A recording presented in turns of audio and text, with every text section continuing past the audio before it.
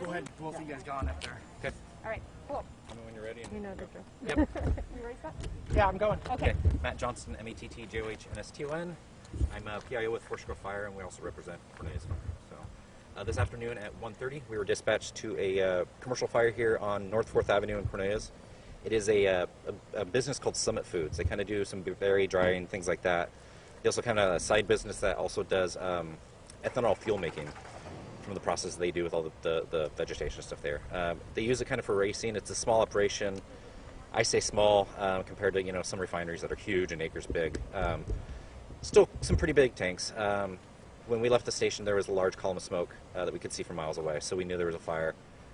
We didn't know specifically if it was this or just a building there. We just heard it was tanks or a truck on fire.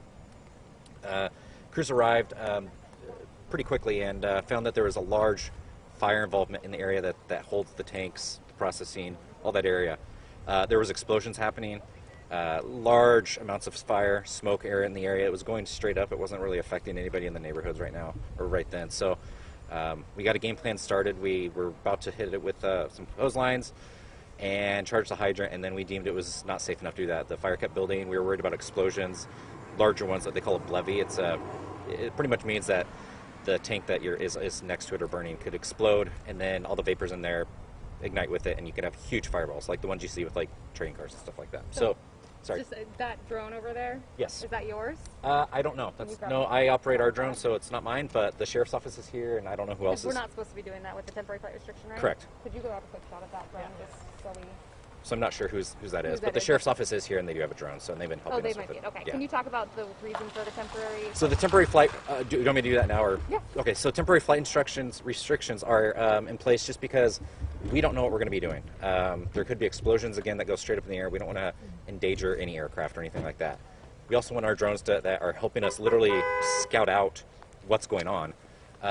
We want them to be able to get in there safely, right? Just like when there's forest fires and aircraft can't get in there, it's the same thing. But this is now we're using it as our eyes, the drone. So our drone's in there. The only aircraft that's been around was the news helicopter. So and they backed out, and they were close, but not close, and not a problem. But we just want to get everybody out, just eliminate one problem, right? Do you know how many homes are evacuated right now?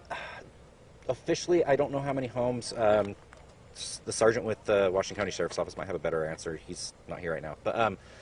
I want to say it's close to probably 50 homes within that direct area, several businesses. There's an area across the street, like directly across the street from it, that does like video productions and stuff like that. They were filming at the time. We had them shut down.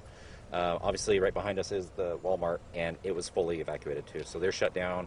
Everybody went home, and yeah. How many people were inside the actual facility? I don't know, quite a few, because they were evacuating their cars, and it was creating a traffic jam of that as well as traffic jam from the regular street. So we were trying to get them cleared out because we're trying to get trucks in, get our command system set up, and it was quite a few. So employees as well as patrons there, I want to say probably a couple hundred, I would say. I've seen one guy here with his little dog, and he's a driver and was delivering, and he delivered. So literally on the other side of this wall is his truck, and he said, I can't go back. So he's out here with his little dog, just hanging out until it's safe for him to go in there and get his truck. He said he at least wants to get his truck and get out of there and leave the trailer, but I'm not sure what's going to happen with that. So any injuries so far? No injuries that we know of. So everyone got out? We don't know about that, actually. That I don't know yet. Because we got in there, we were in there for such a short time, we had no contact with any employees. We've had some employees come into the scene after the fact that were not working, so I don't even know if it was an off day, wasn't working, I don't know. It's not the time of the year where agricultural is really producing a lot of stuff, right? So it's kind of a downtime for agricultural stuff, and that's what they're based on. But as far as I know, there's been no injuries. Our crews got out of there, and there's been no injuries to the firefighters at this time. So over the scanner, someone at the BC was saying potentially 5,000 ethanol tanks. Do you have any estimate as to how many ethanol tanks were actually in there? There might be that quantity of liquid, not that many tanks. So maybe 5,000 gallons, but not 5,000 tanks. On the map, you can see there were probably 6 or 7 large tanks, and they're probably a couple thousand gallons, maybe I would guess. Whenever I've been there and talked to the crews, they've never had productions that high. Okay. But that was several years ago, so maybe their productions are a lot more now. I just don't know that right now. So a few thousand gallons of ethanol. Correct, yeah. Okay. This is some high burning ethanol too. It's meant for race cars, so the ethanol level is pretty high. It's there that'll burn. It's higher than gasoline, so it's pretty dangerous stuff. And we know that the fire department's saying this is going to be a lengthy event. Do you have any idea how long this is going to burn? No clue right now. Hopefully after this we'll get an update from command, figure out what their game plan is. We have the hazmat team from Polk Valley here, as well as a airport crash truck pretty much from Port of Portland's fire and rescue team. They're here and they're going to try to put some foam on it. Because we took a defensive stance and just kind of a staging stance right now, 2 structures have caught fire from it, secondary from the actual ethanol burning. So one, I believe, was their warehouse and one was their office building. Any so those are on concern fire. it could spread further at this point? No, I don't think that so at this time. It's obviously spread to other buildings. So I don't believe it's going to spread past their property line or maybe to the buildings that adjoin it, which there's another business next to it. To the south side of it is a railroad, so there's a good break of stuff and some buildings between that and the railroad as well, and then it gets to some houses just on the north side of here of Walmart. So there's a pretty good break between it and houses, so we're pretty safe with that right now. And then to the north and the north and west of it, it's open field. So you see the ash falling, you can smell the smoke. Yep. Talk about the hazards of the surrounding area. So we've put out maps. Walmart's evacuated. Houses within that kind of red area we put out on the map are also evacuated.